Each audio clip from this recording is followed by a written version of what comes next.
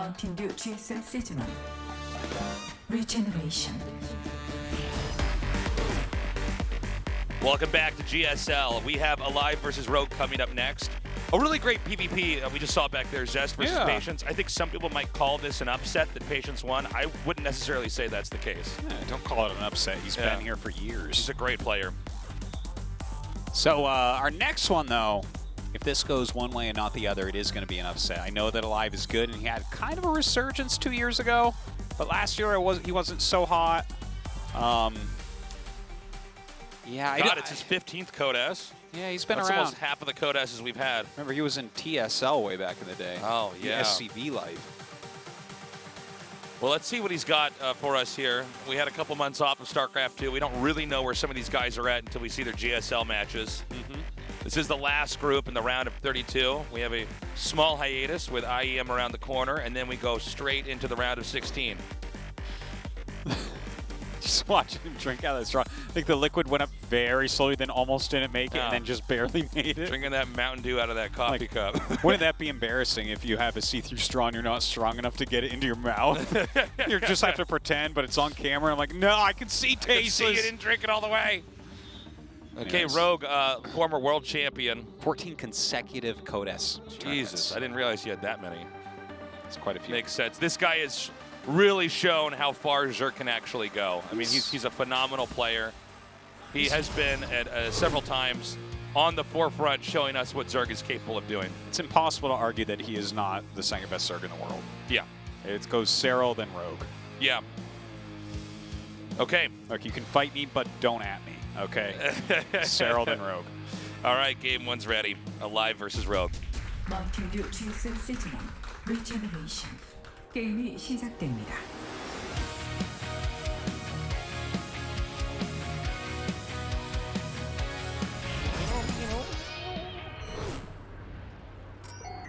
오토메이션. 게임 준비 완료. Oh my god. I was making a joke that it's automated. The voice actually called it that. 아프리카 에스트. Yeah. You know, Automaiden's going to take our job one day, Artis. Automaiden? I feel like that's a cover band for Iron Maiden. 진에어 그린스 로그.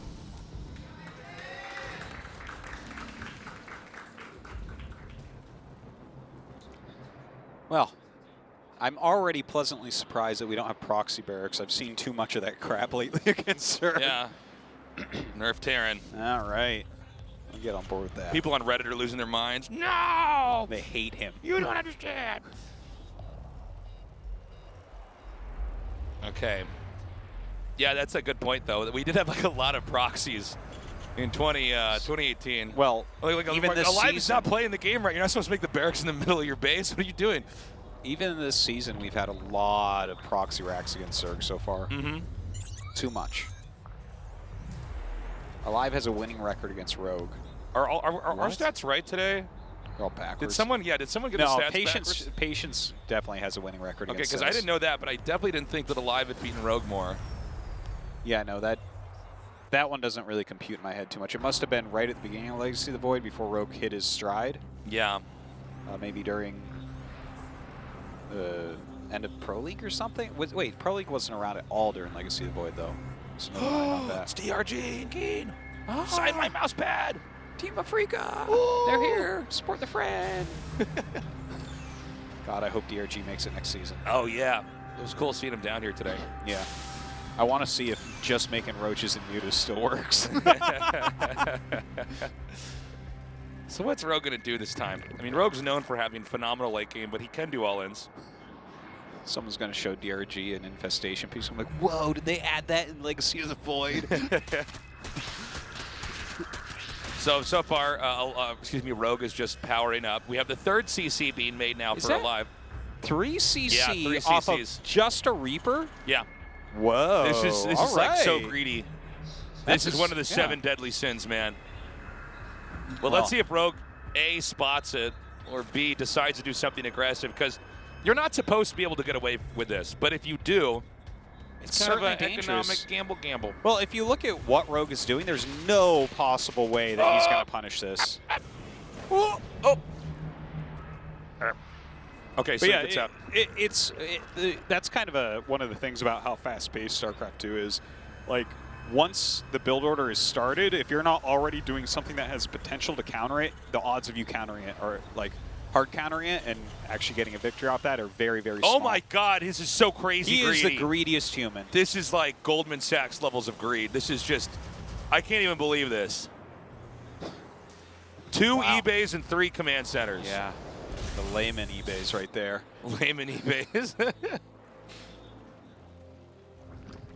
This has actually been kind of funny because we started the year off here casting StarCraft 1. ASL started before GSL, but it's weird after casting a couple weeks of StarCraft 1 to come back to StarCraft 2 where this game moves so fast. Yeah. Speaking of moving fast, Overlord Speed is on the way. Nice. Yeah. God, you're good. Well, that's a good transition right there. Yeah. But here's what's going to happen, right? He's going to get a Speed Overlord in there, and he's going to pause the game, and he's going to be like, RLY question mark? Yeah. 3CC question mark, 2 eBay question mark? Because this is going to shock him what aLive is actually that, like, up to. when people ladder and they don't check replays and they lose to a build like this, they're actually just so confused as to what happened. Well, I don't know. if He you're just ever- had everything. Yeah. Well, if you lose to something, you probably should be confused about what happened, because you obviously weren't trying to lose. See, he actually does not get that much intel. Yeah. I guess he sees the factor in the way. So this should tell him that there is a third CC. Also the lack of more barracks and stuff. Yeah, it does look like a 3CC play, but even the double eBay, I mean, this is yeah. kind of crazy.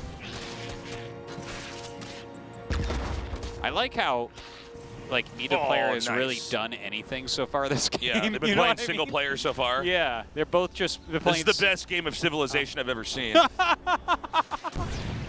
It really is. It's like, Hey, Team Liquid, how's your Civilization esports team doing? So, yeah, it's just been so greedy. I love that he like scattered all that and he made 15 more drones. yeah. It's just, and now 6 more. He's just sitting here making drones nonstop. This is one of these BGH no rush 20 games. Seriously is right now. Those Okay, so- Evos are so late in comparison to Wait a the, minute, wait a minute. eBays, Oh, though. okay. The second upgrade's about to finish there. I thought he might have forgotten one of the armor, like the armor upgrade at one of the eBays, but it was just not quite synced up. Yeah. So he's going to actually get to start 2-2. 1-1 is just started, though, for Rogue. So I'm scared for Rogue. I'm afraid for him. Thing is with Rogue is he might still be able to handle this. aLive's pushes are very strong. By the way, this is a smart opening here for aLive. If he can get this kind of momentum here, it would be really nice. Because, Well, again, Rogue is supposed to win this. As good of a player as aLive is, Rogue, based off all the results we've seen before, he's supposed to win this. well, he should be able to nail a ridiculous 2-2 timing push. Look at this. He's adding all these barracks out here. Does not even care. Those are a quicker rally. Let's do it. Okay, some Banelings are being made for this. Those Is links he on the about to side, attack I here? think he's going to do a Baneling drop. Yeah. That's cool. Well, normally if you see Banelings being made right now, that you're going to have to be trying to do something with them. Now with these 2 medevacs out, it's going to be the beginnings of aLive trying to come out here and put a little bit of pressure. The real attack is going to happen when the +2 attack +2 armor for Terran kicks in. Yeah, that 2-2 combat shield stim, all that stuff. And it's going to be pure bio, which is kind of neat. Pulling a little bit of Maru in him right now. Maru. Okay, so, Maru. That's an excellent Maynard impersonation. I love when he does that. Maru. Okay, nice pickup there. Just trying to keep the Zerg honest. Now we have the next 2 medevacs out. This is where you can actually drop and then assert yourself and hold your ground. Combat shield is coming here, so everything is beginning to come together. We just now have the 1-1 upgrades, melee attack and armor for Zerg finishing up. This is a small window where Rogue might have a little bit of an edge with 10 mutas popping out and equal upgrades for this moment. Let's also keep in mind, if aLive overdoes it with these 4 medevacs worth of units, that's where Rogue can suddenly get way ahead. or if he just loses the medevacs for the Marines in them. That's a great way to just completely throw this game as aLive. So far, nothing too aggressive here from aLive. He's staying back. The mutas come in here. Good thing he had the boost pocketed there. Yeah. But these medevacs are going to slow down. Look at this giant wall over here, too. Jeez. Oh, this is actually a pretty good kill here by Rogue. Oh, man. Okay, good splitting here by aLive. Those Banelings not quite connecting. And he's going to have to leave, losing all those lings. I guess there's one Baneling that stays in the fight. And now 2-2 is about to finish, so the action's going to seesaw now down to the Zerg side of the map. Yeah, and he's making 10 Marines and 3 Marauders at a time, so that is a really huge macro round coming out of aLive right now.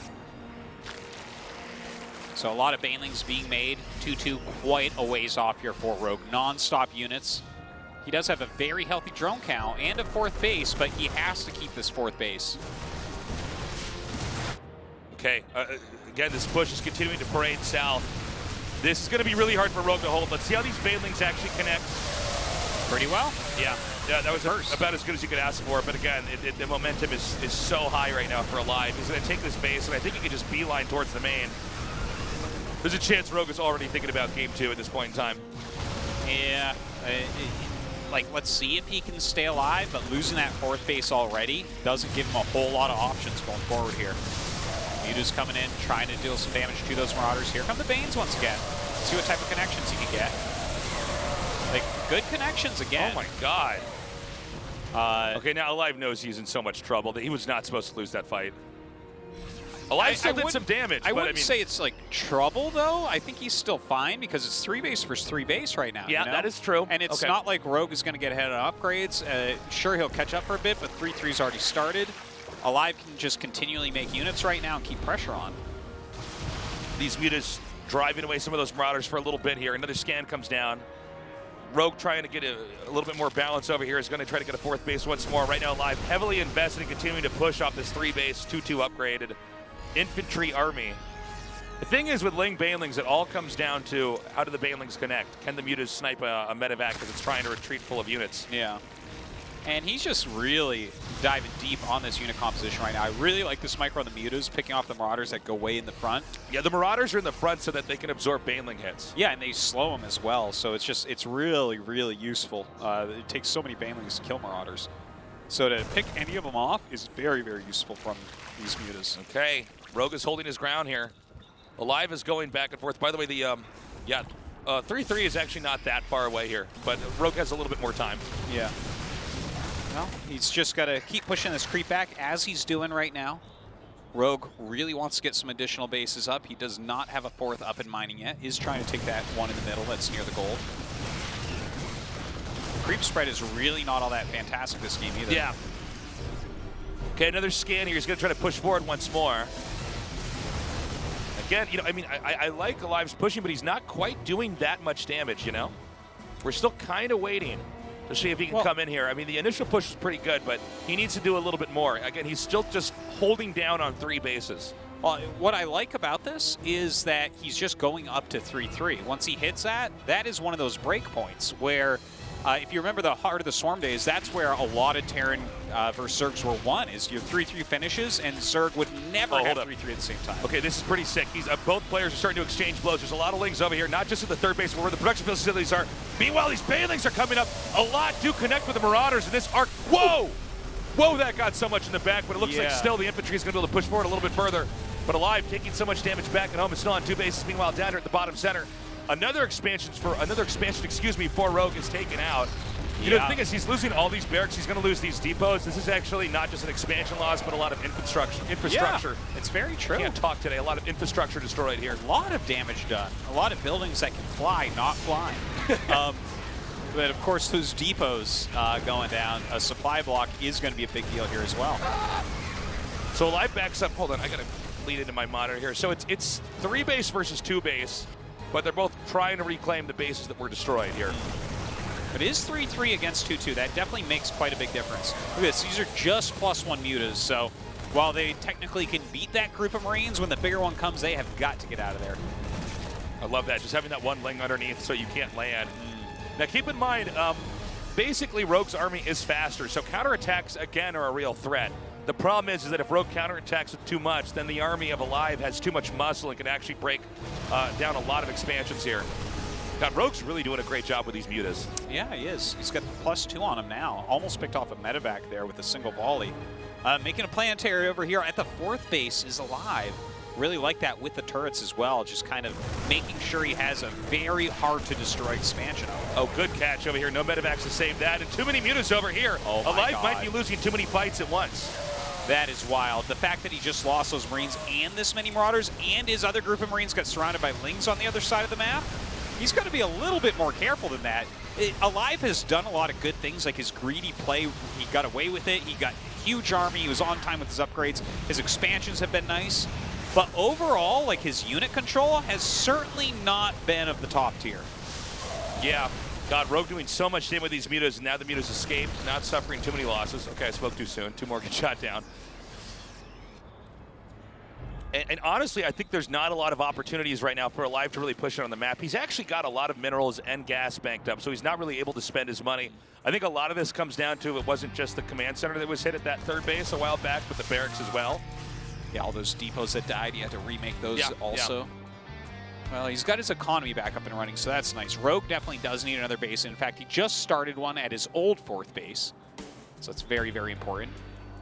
Looks like these mutas going to fly in now to this planetary. There's so many, they can definitely take out these turrets quite quickly, but do they want to actually commit? God, this is a lot of mutas.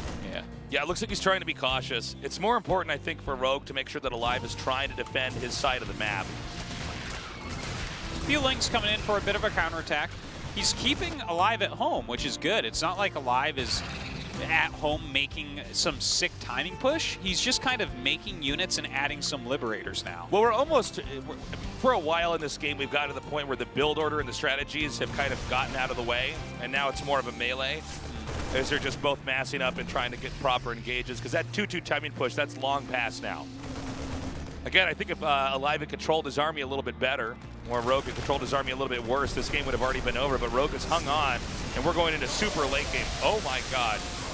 What? That is like a lot Banelings of just dropping down from the sky everywhere? Jeez Louise, that It was a like lot 360 degrees of just Banelings coming in from every angle. They do not even care. They're like, yeah, we'll kill these Marauders. Okay, he's going to try to hold his ground. I think there's like more Banelings than there are every other unit in the game right now. Yeah, I think you're right.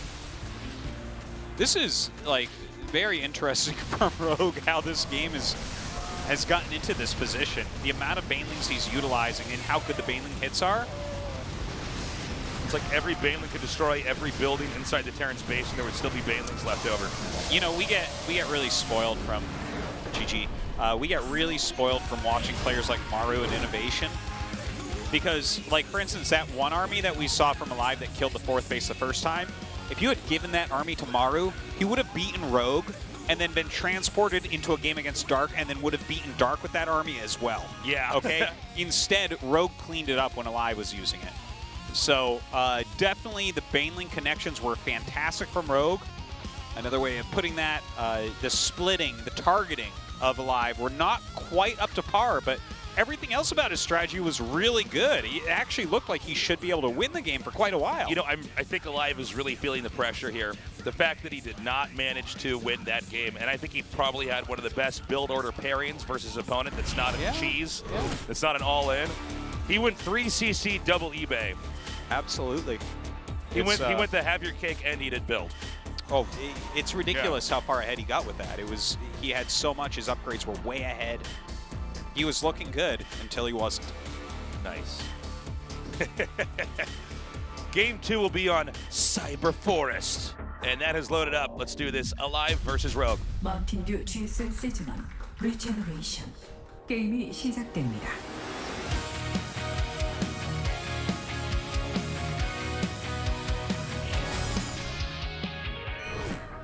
Oh, okay. I figured it would be Now time. he's playing it right.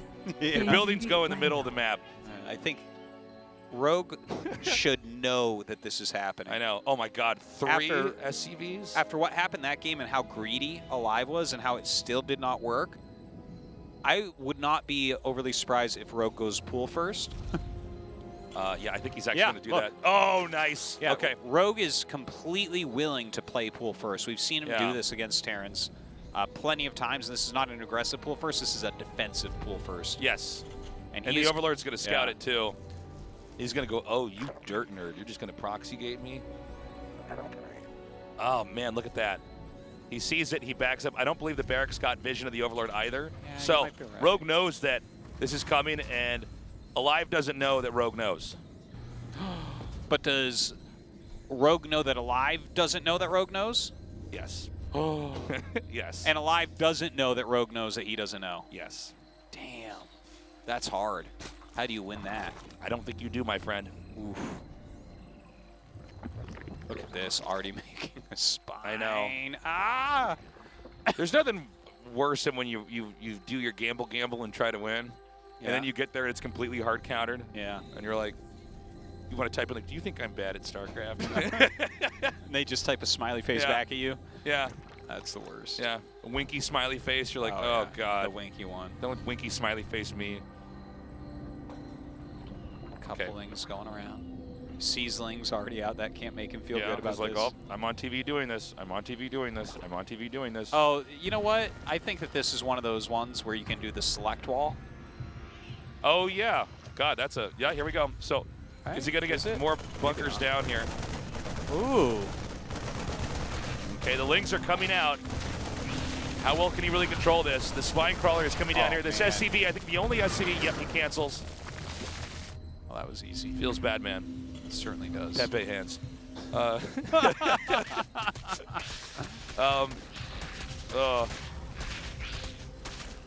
Okay, so now this is just getting worse. It's getting pretty bad, dude. Second spine is actually being made. Okay, Mr. so, Safety Zerg over here. Yeah, Captain Careful over here. So now the 4 Lings are inside, killing SCVs. There's no way that the infantry are going to be able to kill this. The barracks haven't lifted. Sometimes when we see this, especially from players like Maro, what you do is you send 2 barracks home and then you lift off the 3rd barracks and send it into their main so you try to spot the tech. Well, he's just making Marines still. He's making Marines and praying. It might be the best way to go because you can't think, like, the thing is when you don't kill their natural, even if you killed a decent amount of drones, you generally lose. Oh my God, and look, he needs to go all in. They're just, it doesn't seem to me that there is any way to win this otherwise. Sees the boys being pulled. By the way, we got players' faces on the big screens here. Rogue's face is just like a stone statue. Yeah. Like completely is not reacted or anything during this whole thing. A lot of times we see players kind of mumbling or cursing or shaking their head. I don't think this is gonna work. This is just so sad. Here we go. It would be pretty funny though if this did work. Yep. That is a lot of Marines. Yes, that is a lot of Marines, but the Transfusion is a good spell. Yeah, Transfusion is a good spell. You're quite right.